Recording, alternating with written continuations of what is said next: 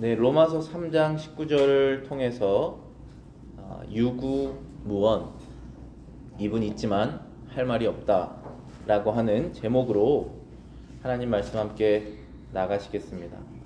저희가 지금 로마서 3장 19절에 와 있는데요, 1장, 2장, 3장 하고 지금까지 복음이라고 하는 단어가 딱 한 번밖에 나오지 않았고, 지금까지의 내용은 무엇이냐면은 모든 인류에게 복음이 필요하다라는 것을 설명하고 있습니다.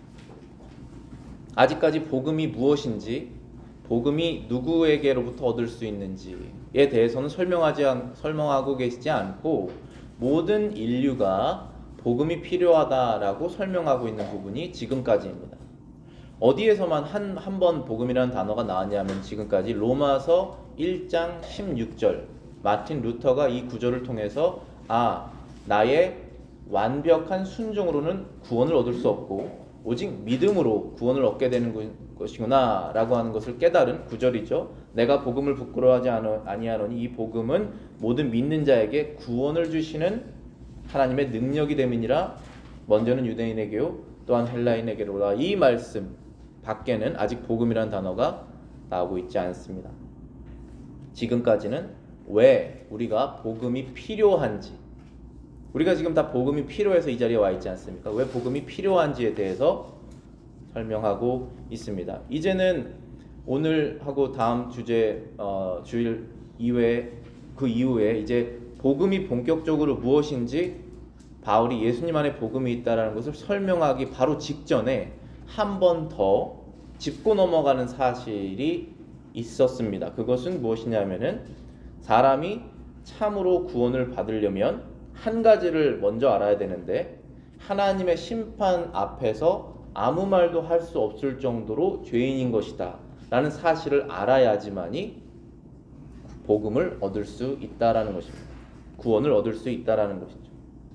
왜냐하면 죄를 깨닫지 않는 사람에게는 복된 구원의 소식을 전해도 그것이 그 사람에게 아무런 영향을 끼치지 못하고, 심지어 그 복된 소식이 그 사람에게 반감을 가져오기 때문입니다.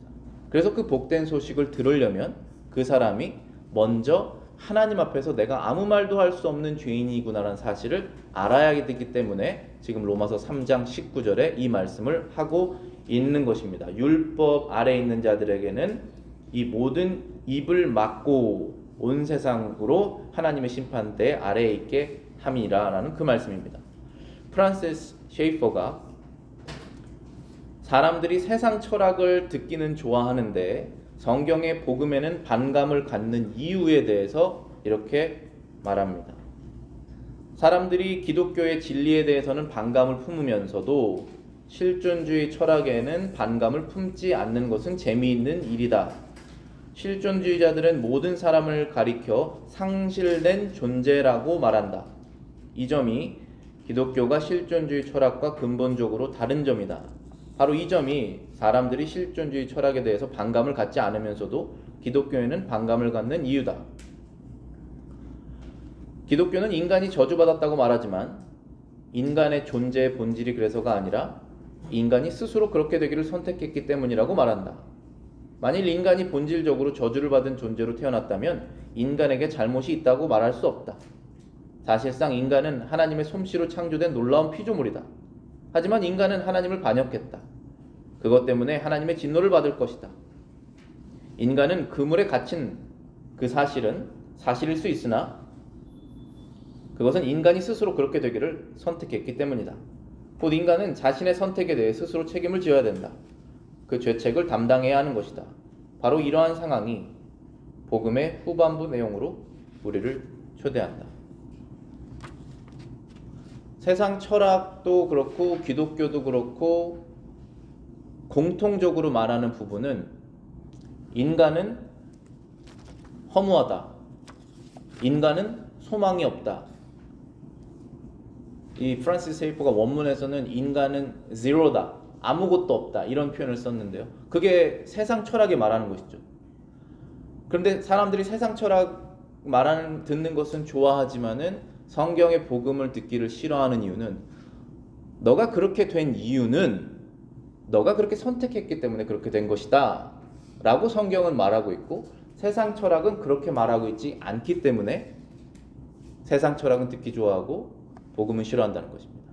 왜냐하면 성경은 너가 그렇게 된 이유는 너의 책임이고, 세상 철학을 말하는 것은 너가 그렇게 된 이유는 뭔진 모르겠지만 너 책임은 아니다, 이렇게 말하고 있다는 것입니다. 그래서 누가 자기가 가해자가 되기를 좋아합니까? 피해자가 되기를 원하죠. 그래서 그것을 세상 철학을 듣기는 좋아하지만 복음은 싫어한다는 것입니다.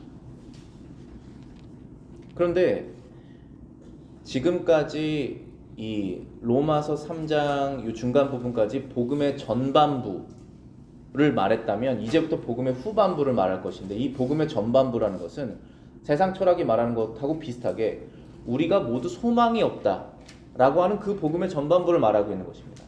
그런데 이제 후반부로 넘어가면은 그 소망은 우리를 구원하신 하나님의 아들에게 있다라는 얘기로 넘어가는 것이죠. 그러려면은 복음의 전반부를 올바로 이해해야 되는데, 그것은 우리가 소망이 없는 이유는 내가 그렇게 선택했기 때문이다, 그래서 모든 책임은 나에게 있다라는 그 사실을 인정해야지 복음의 후반부로 넘어갈 수 있다는 것입니다. 그렇기 때문에 바울이 넘어가기 전에 율법 아래에 있는 사람들은 다 이젠 큰일 났다, 왜냐하면 하나님의 심판대 앞에서 아무 말도 할 수 없기 때문이다, 그 사실을 다시 한번 짚고 있는 것입니다. 그래서 19절 성경 다시 한번 보시면 이렇게 써 있습니다.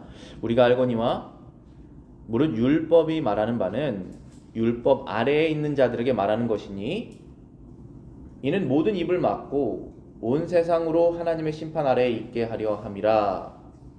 이 구절을 우리가 올바르게 이해하려면 두 가지를 알아야 됩니다. 첫 번째는 율법 아래에 있는 사람은 누구인가, 누가 율법 아래에 있는 사람인가를 알아야 되고, 두 번째는 율법 아래에 있는 사람들이 하나님의 심판대 앞에서 아무 말도 할 수 없는 존재라고 하는데 그건 왜 그런 것인가, 이 두 가지를 알아야 됩니다. 그래서 첫 번째는 율법 아래에 있는 자가 누구냐, 그거 설명을 해야 됩니다. 박윤선 박사가 이렇게 해석을 합니다. 율법 아래란 말은 율법 안에란 말이다. 이것은 그리스도 안에란 구원의 경역에 대조되는 정죄 경역을 보여주는 문구다. 율법은 언제나 어디서나 정죄밖에 못하는 것이다. 그러므로 그리스도 안에 도피하기 전 사람들은 유대인이나 이방인을 물론하고 다 같이 율법 안에 있다. 그들은 한 사람도 제외될 것이 없다. 모두 다 하나님의 정죄 아래에 있다. 그러니까 율법 아래에 있는 사람과 율법 아래에 있지 않은 사람, 이렇게 두 가지로밖에 나뉘지 않습니다. 제가 하나님께서 세상의 인류를 인종으로 나뉘지 않고 사회 계층으로 나누지 않고 딱 두 가지로 나눈다고 말씀드렸잖아요. 이스라엘이냐 이방인이냐, 하나님의 자녀냐 아니냐, 그리스도 안에 있느냐 그리스도 밖에 있느냐.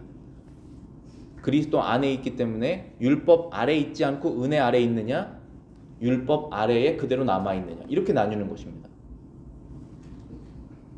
그래서 율법 아래에 있다는 것은 그리스도 안에 있지 않다라는 것입니다. 그 사람들을 말하는 것이죠. 즉 율법 아래에 있다라는 사람들은 그리스도에게로 도망 나오지 않은 사람입니다. 도피처라는 표현을 썼죠. 도피처입니다. 그리스도가 우리의 레퓨지잖아요. 우리가 도망가야 되는 곳이잖아요. 우리가 죄를 지었기 때문에 우리가 죄값을 치러야 되는데 그것을 치르지 않기 위해서 도망가야 되는 곳입니다. 그게 바로 그리스도예요. 그렇게 도망 나오지 않은 사람들을 율법 아래에 있는 사람이라고 말하고 있는 것입니다. 비록 바울은 지금 이 얘기를 유대인들에게 하고 있습니다. 그렇지만은 본질적으로 그리스도 안에 없는 사람들, 그리스도 안으로 오지 않은 세상 모든 사람들이 다 율법 아래에 있는 사람들이죠. 복음이 유대인이나 헬라인이나 동일하게 적용되듯이 이 율법 아래에 있는 사람도 유대인이든 헬라인이든 다 그리스도 밖에 있으면 동일하게 적용되는 것입니다. 그런데 여러분들 이 성경 구절 기억나시죠? 예수님께서 율법 아래 나셨다. 이런 성경 구절 기억나십니까? 갈라디아서에 있거든요.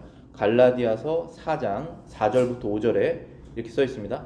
때가 참에 하나님이 그 아들을 보내사 여자에게 나게 하시고 율법 아래 나게 하신 것은, 자, 여기까지 보시면은 때가 참에, 하나님의 때가 찼다는 것은 아담이 죄를 지은 후부터 지금까지 시간이 쭉 지나가다가 때가 옵니다. 하나님의 때가 되면 딱 그 일이 일어나는 것이에요.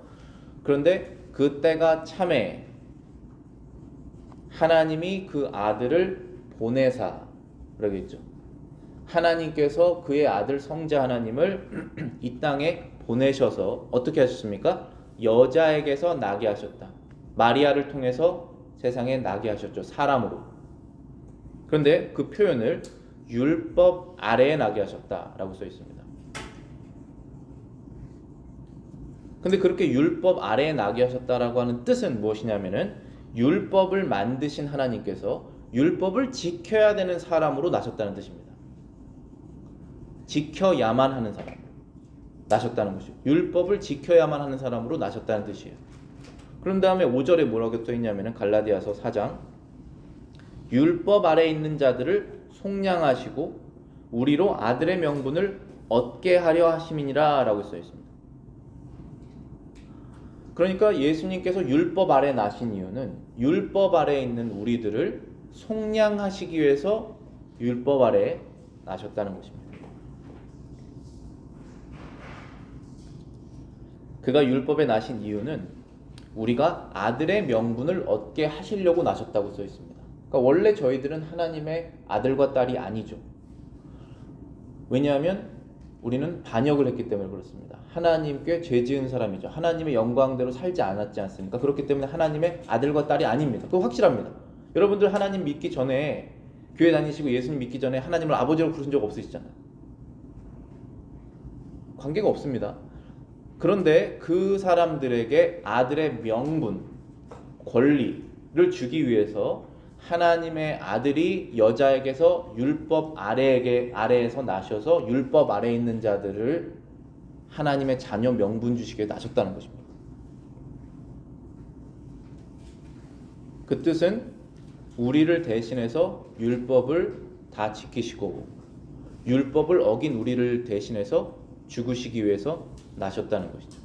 율법 아래에 있는 자들을 이제는 그리스도 안에 있는 자들로, 율법 아래에 있는 자들을 이제는 하나님의 자녀가 되는 명분을 얻는 자들로 옮기시기 위해서 율법을 만드신 하나님께서 율법 아래로 나셨다는 것입니다. 그것이 하나님이 사람으로 태어나신 이유입니다. 그 방법밖에는 사람이, 율법 아래에 있는 사람이 하나님의 자녀가 되는 방법이 없었기 때문에 그런 것입니다. 완전해야지 하나님의 자녀잖아요. 죄가 없어야지 하나님의 자녀 아닙니까?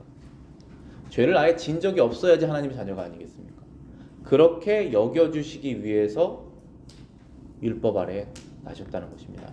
여러분들 다음 주에 제가 설교를 하겠지만은 죄가 있었는데 죄 용서 받은 것과 아예 죄가 없는 것은 다른 것이죠.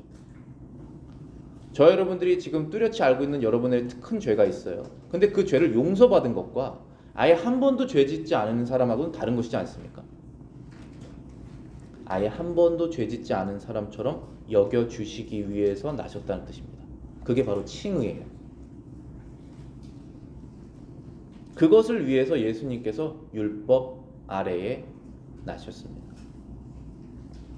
따라서 우리가 먼저 알아야 될 것은 우리가 하나님의 율법을 지켜야 되는 사람이구나 라고 하는 당연한 사실을 이제 알아야 되죠. 그래야 구원의 복음이 시작이 됩니다. 그리고 그것을 먼저 안 다음에 내가 율법을 지켜야 되는 사람이었구나 라는 것을 먼저 알고 내가 율법을 많이 어긴 사람이구나 라는 사실을 알아야 된다는 것이죠. 그래야지 복음이 나에게 복된 소식이 되는 것이죠. 그렇지 않으면 세상 철학 가운데 머물러 있으면 복음은 여러분들에게 반감을 사는 소식이 되는 것이겠죠. 그렇기 때문에 내가 율법 아래 있는 사람이고 율법을 지켜야만 하는 사람이고 율법을 어긴 사람이구나 라는 사실을 알아야 한다는 것입니다. 율법에는 그래서 소망이 없습니다. 율법의 기능은 정죄입니다.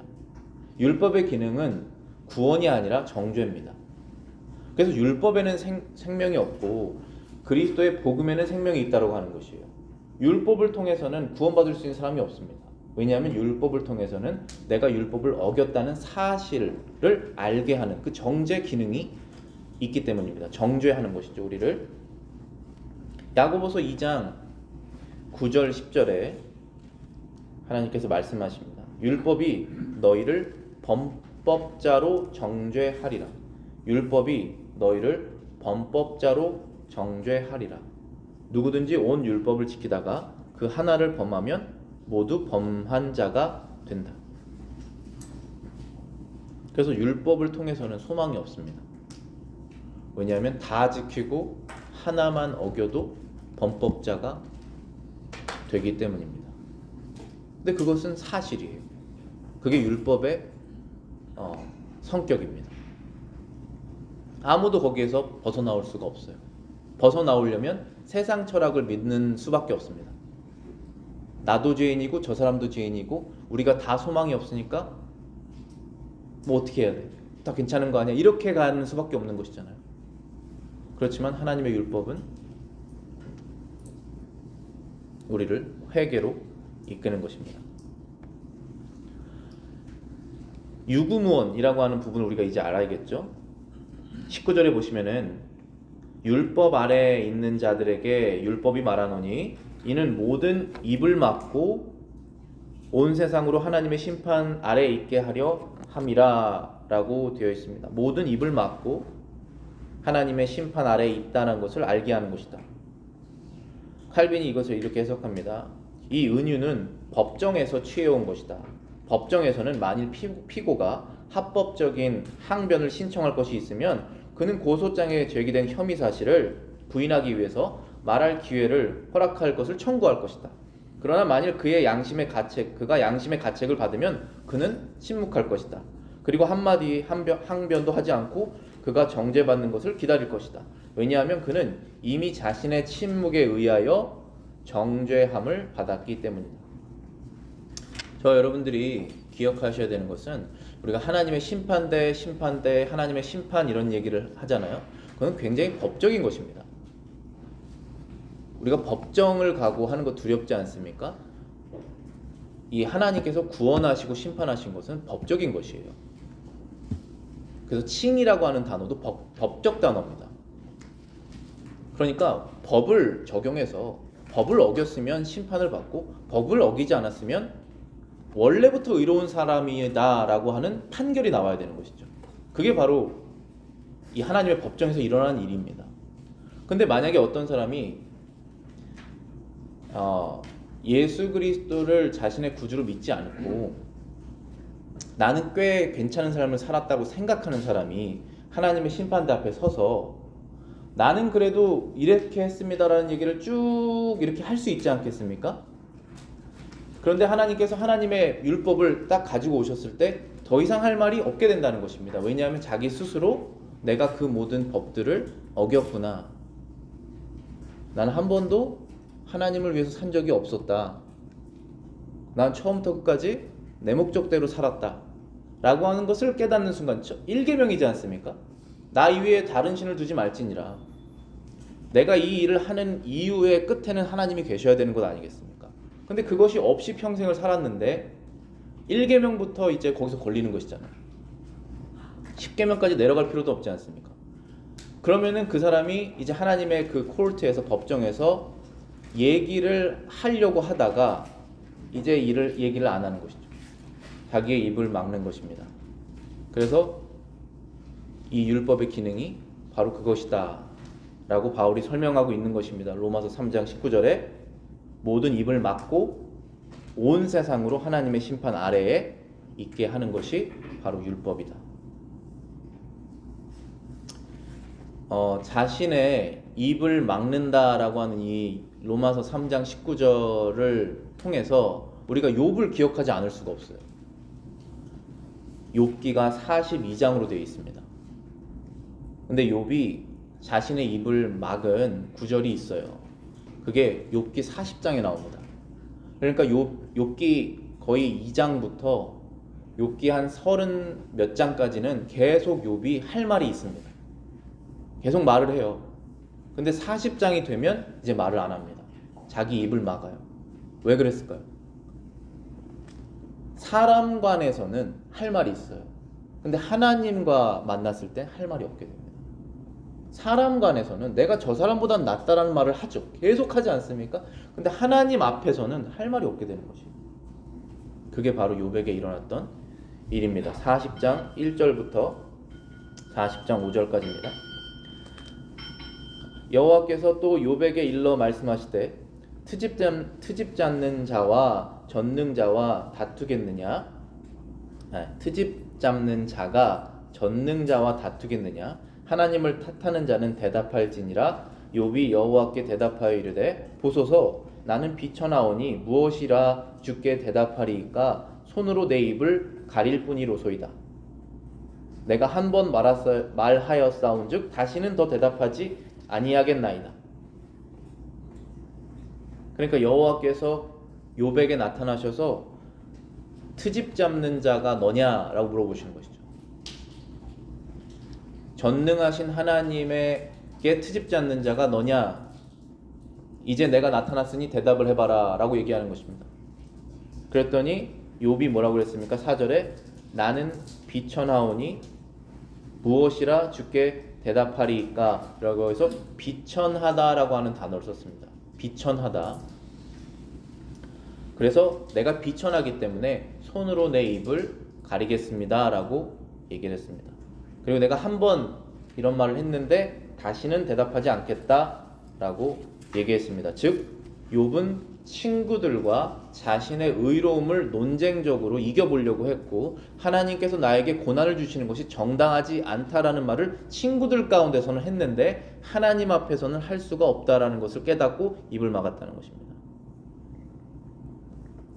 근데 여기에서 비천하다라고 하는 단어를 히브리어 단어인데요. 그거가 나훔이라고 하는 선지서에서 딱 한 번 나옵니다. 이 구약성경 전체에서 그 단어 영어로는 viol이라고 번역이 됐어요. 그게 viol이라는 것이 비열하다 그런 뜻인데 원래 히브리 단어의 원뜻은 비천하다, 저주받았다, 가치가 없다, 중요하지 않다, 아무것도 아니다 이런 뜻이에요.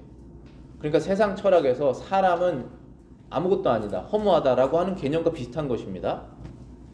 나훔 1장 14절에 이렇게 써 있습니다.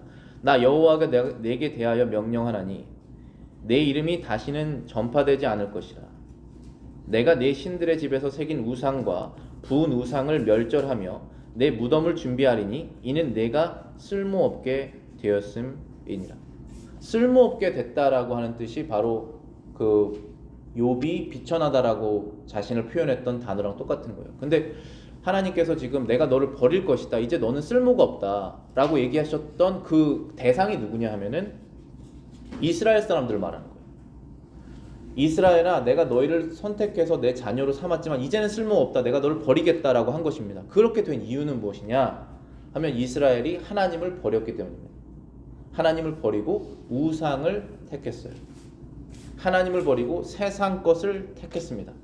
그러면은 하나님께서 그 사람을 보고 너는 이제 가치가 없다, 내가 너를 버리겠다 라고 하신 것입니다. 욥이 여호와 앞에서 더 이상 자신의 의를 변호하지 못했던 것은 자신이 비록 사람들에 비해서는 의로운 사람이었지만, 욥은 의로운 사람이었잖아요. 의로운 사람이었지만 하나님의 율법의 기준에서는 자신이 의롭지 않다라는 것을 깨닫고 나는 아무것도 아닙니다라는 말을 하고 있는 것입니다. 만약에 저와 여러분들이 만약이란 말도 표현을 쓸 필요가 없는데 이제 우리가 하나님의 심판대 앞에 서게 됐을 때 그때에 만약에 우리가 예수님의 피로서 우리 죄 용서를 받지 않은 상태에서 하나님과 마주쳤을 때 우리는 무슨 말을 할 수 있을까요? 바울이 지금 설명하고 있는 것은 아무 말도 할 수 없을 것이다 라고 말해주고 있는 것입니다. 우리에게. 왜냐하면 그분은 모든 것을 알고 계시다. 그분의 율법은 완전하시기 때문에 그 율법을 지킬 수 있는 사람은 없기 때문에 아무 말도 할 수 없을 것이다 라는 것입니다. 칼빈이 이것을 이렇게 해석합니다. 하나님의 면전에서 침묵하는 것은 그의 위엄을 보고 떠는 것이며 그의 광채를 보고 놀라서 쥐죽은 듯이 서 있는 것을 뜻한다. 이 두 가지를 지금 얘기를 하고 있는 것인데요. 여러분들 쥐 만나보셨습니까? 쥐를 보면은 쥐가 굉장히 사람을 두려워합니다. 그래가지고 눈이 마주치는 순간 완전히 얼어버려요. 쥐가 움직이지 못합니다. 죽은 거랑 똑같아요. 왜냐하면 자기 죽을까봐 사람에게. 그 상태가 된다는 것입니다. 사람이 하나님을 만났을 때. 나를 차라리 죽은 사람으로 생각해 주세요 라고 생각할 것이라는 것입니다. 그런데 두 가지 때문에 그런 것인데, 첫째는 하나님의 위엄, 그분의 광대하심 때문에 그것을 느낄 것이고, 두 번째는 그분의 광채, 그분의 밝음 때문에 그렇게 느낄 것이다 라는 것입니다. 지금 욥이 하나님을 만났을 때 자신의 입을 가리기 전에 하나님께서 욥에게 나오셨었던 모습이 있죠. 그 모습이 욥기 38장에 기록되어 있거든요. 그때 여호와께서 폭풍우 가운데서 욥에게 말씀하여 이르시되 라고 되어 있습니다. 폭풍우라는 것이 얼마나 사람에게 두려움을 줍니까? 우리 시애틀에 비가 참 안 오는데 비가 조금 오고 바람이 많이 불어서 전기 나갈까 말까 이 정도도 두려움을 주는데, 집이 날아가고 그런 토네이도 같은 데서 얼마나 두려움을 느끼겠습니까? 그런 가운데서 여호와께서 나타나셨다는 것입니다. 당연히 두려움을 느끼겠죠. 죄인인데. 그때 그렇게 두려움을 느끼는 그런 상황에서 여호와께서 욥에게 뭐라고 말씀하셨냐면은, 무지한 말로 생각을 어둡게 하는 자가 누구냐? 너는 대장부처럼 허리를 묶고 내가 내게 묻는 것을 대답할지니라 하시는 말씀이, 너가 용기 있게 남자답게 지금까지 친구들하고 그렇게 논쟁했던 것처럼 나랑 한번 논쟁을 해보자.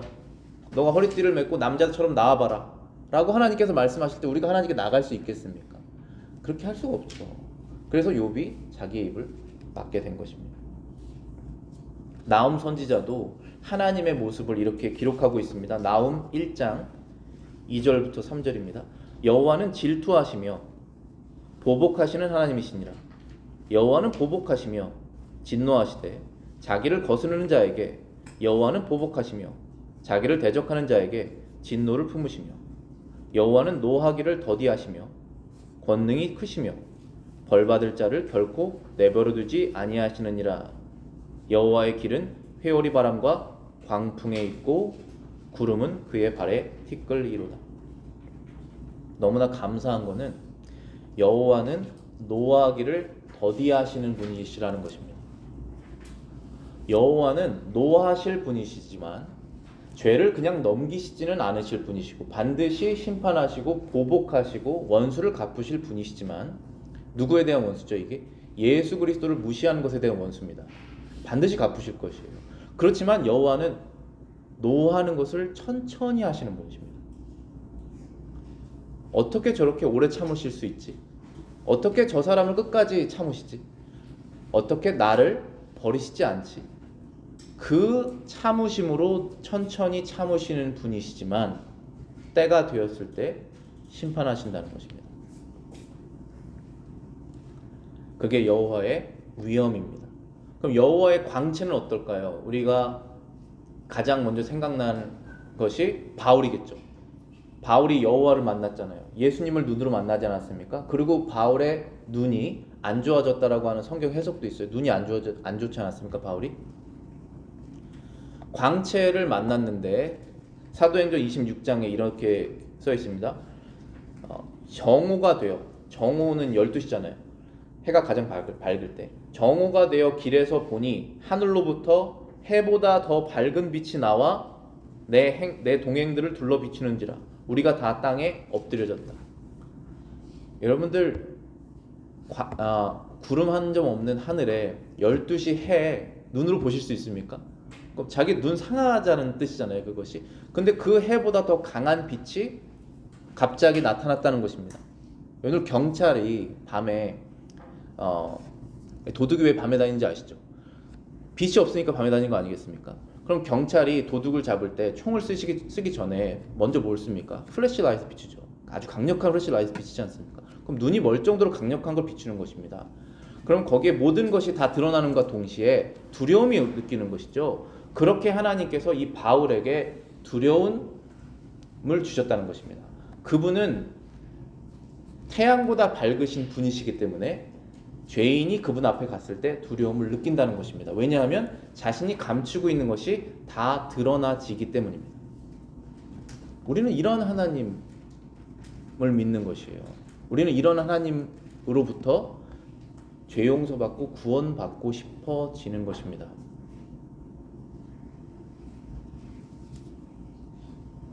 매튜 헨리가 이렇게 해석합니다. 정죄하는 일에 있어서 하나님이 택하시는 방법을 주의 깊게 살펴보라. 그는 온갖 입을 다 틀어막고 만다. 스스로 의롭다라고 생각하는 사람들을 간단히 유죄 판결을 받게 하시고 아무 소리도 못하고 지옥에 떨어질 것이다. 스스로 자기들의 입을 막게 될 것이다.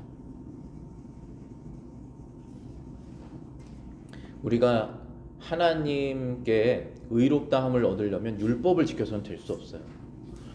제가 여러분들 한 명 한 명을 다 잘 알고 있지만, 꽤 잘 알고 있지만, 여러분들이 어떤 특정한 죄를 짓고 이 사회에서 나쁜 일을 하면서 사시는 분들 아니잖아요.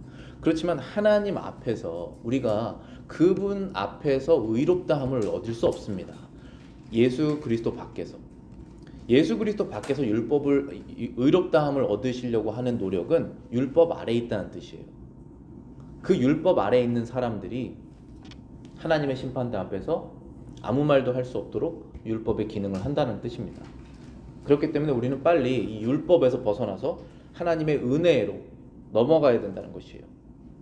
갈라디아서 3장 26절 27절에 말씀하시기를 너희가 다 믿음으로 말미암아 그리스도 예수 안에서 하나님의 아들이 되었으니. 지금 바울이 갈라디아에서 살고 있는 그리스도인들에게 편지를 쓴 것입니다. 하는 말이 너희가 이제 다 하나님의 아들이 되었다. 아들과 딸이 됐다는 것이 아니겠습니까? 근데 뭐로 됐다고 그랬습니까? 율법을 잘 순종해서라고 말하고 있지 않잖아요. 26절에 다 믿음으로 말미암아 하나님의 자녀가 되었다. 된 것입니다. 라고 말하고 있지 않습니까?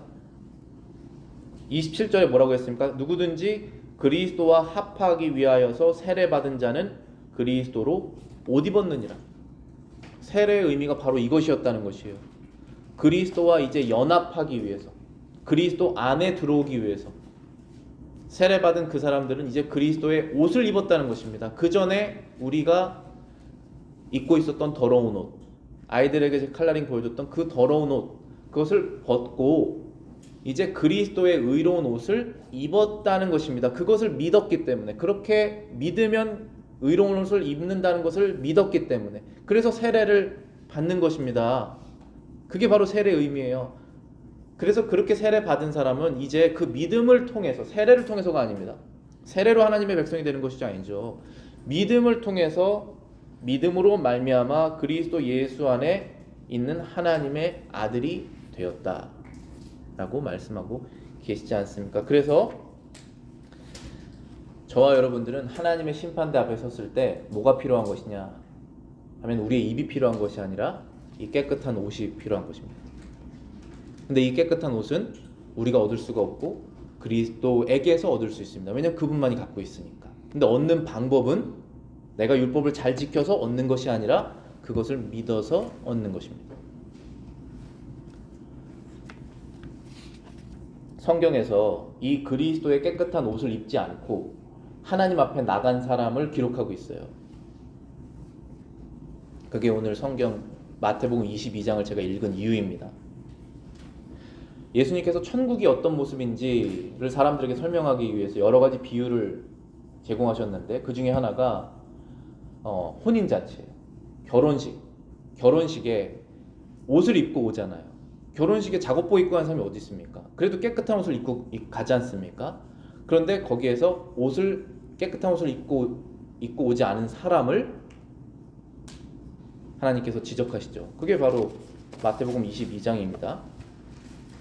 임금이 손님들을 보러 들어올 때 거기서 예복을 입지 않은 한 사람을 보고 이르되 친구여 어찌하여 예복을 입지 않고 여기 들어왔느냐 하니 그가 아무 말도 못하거늘 임금이 사환들에게 말하되 그 손발을 묶어 바깥 어두운 데 내던지라 거기서 슬피 울며 이를 갈게 되리라 하니라. 청함 받은 자는 많되 택함을 입은 자는 적으니라. 여기서 말하는 임금은 하나님이십니다. 그리고 여기에서 말하는 그 아들은 하나님의 아들 예수님이세요. 그리고 혼인잔치는 하나님의 아들을 믿어서 하나님의 자녀가 된 교회 성도들과 예수 그리스도, 우리의 영적인 신랑인 예수 그리스도, 우리에게 모든 걸 공급하시잖아요. 그 그리스도와 연합하는 그 잔치입니다. 그게 바로 천국 잔치라는 거예요. 근데 거기에서 옷을 입고 가야 되는데 옷을 안 입고 온 사람 한 명이 있습니다. 그런데 이 옷은 무엇이냐 하면 깨끗함을 상징하는 거예요. 완전함을 상징하는 것입니다. 그 옷은 누구에게 얻을 수 있죠? 그리스도에게 얻을 수 있습니다. 그리스도에게 얻은 사람이 하나님의 자녀들이에요. 하나님의 자녀들이 모인 장소에 하나님의 자녀가 아닌 사람이 한 명이 껴 있습니다. 근데 그 사람은 왜 하나님의 자녀가 아니냐 하면 똑같이 다 죄인이지만 하나님의 자녀들은 그리스도를 통해서 그리스도를 믿고 깨끗한 옷을 입었고 한 명은 내가 이 정도면 괜찮겠지 하고 그 식장에 간 것이에요. 그리스도 믿는 믿음 없이. 그때 하나님께서 너는 왜 옷이 없느냐라고 말씀하시고 그랬더니 그 사람이 뭐라고 그랬습니까? 뭐라고 그랬죠? 당연히 답을 할 수 없죠. 써있지 않으니까. 아무 말도 못했다. 아무 말도 못했습니다. 그게 바로 로마서 3장 19절 내용이라는 거예요. 율법 아래 있는 자들이 하나님의 심판대 앞에서 입을 막게 하기 위해서 율법이 존재한다는 것입니다. 그래서 이 사람이 이제 내던져지게 됩니다.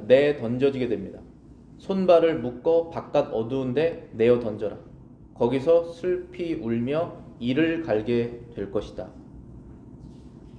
바로 이것은 지옥을 상징합니다. 예수 그리스도를 믿지 않는 자들이 마지막에 가야 될 바로 지옥을 말하는 것입니다. 그렇기 때문에 이 두려운 사실을 안 사람들은 이제 할 것은 하나밖에 없어요. 도망가는 것밖에 없습니다. 그 상태에서 어디로 도망갑니까? 어디로 도망가실 거예요, 여러분들? 내일부터 이거 잘해야겠다 이렇게 되십니까? 예수 그리스도 믿는 믿음으로 도망가는 것이죠. 그러면서 거룩한 생활이 시작이 되는 것입니다. 청함 받은 자는 많되 택함 입은 자는 적으니라. 하나님의 나라에 초대된 사람, 우리 천국 초청장치라는 것도 하지 않습니까? 교회에서 믿지 않는 사람들 천국으로 초청하려고 초청장치 하지 않습니까? 거기에서 안 오는 사람이 얼마나 많겠습니까? 초청받은 사람은 많지만 택함 받은 자는 적으니라.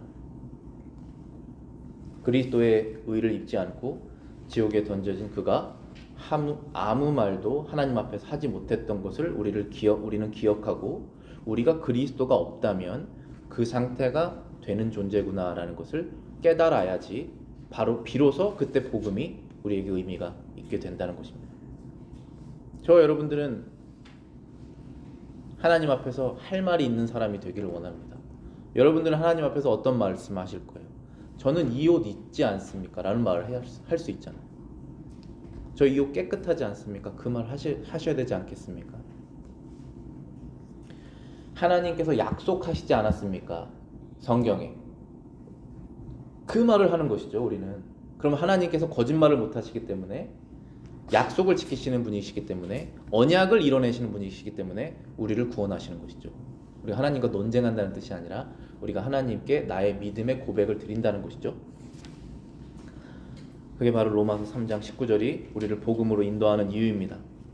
율법 아래 있는 자들에게 말하는 것이니 이는 모든 입을 막고 온 세상으로 하나님의 심판 아래 있게 하려 함이니라.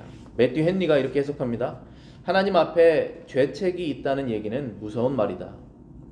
곧 만사를 통찰하시는 하나님, 그의 심판에 있어도 속지도 아니하시고 속을 수도 없는 그분, 어떠한 일이 있어도 그의 죄책을 면해주지 않을 정도로 공정하시고 의로운 심판관이신 하나님 앞에 죄책이 있다는 것은 무서운 말이다. 모두가 죄책 아래 있다. 따라서 모두는 하나님 앞에 입고 나설 의가 필요하다. 여러분들과 저는 이 의를 입어야 됩니다. 그리스도 안에 있는 그 의를 입고 하나님 앞에 나가실 준비하시기 바라겠습니다.